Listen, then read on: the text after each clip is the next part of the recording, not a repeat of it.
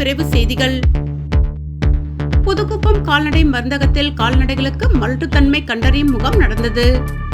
புதுச்சேரி அரசு கால்நடை மற்றும் கால்நடை பராமரிப்பு துறையின் மூலம் மத்திய அரசின் ராஷ்டிரிய கோகுல் மிஷன் திட்டத்தின் மூலம் மலட்டுத்தன்மை கண்டறியும் முகாம் நெட்டப்பாக்கம் கும்பியன் புதுக்குப்பம் கால்நடை மருந்தகத்தில் நடைபெற்றது. புதுச்சேரியில் இன்று பள்ளிகள் திறக்கப்பட்டது.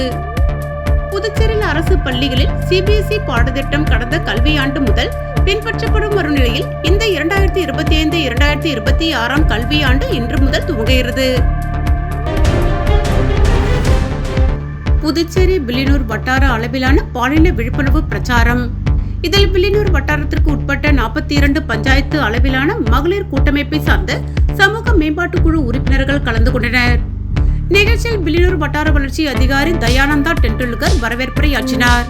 முதலமைச்சர் ரங்கசாமி தலைமையாற்றினார்.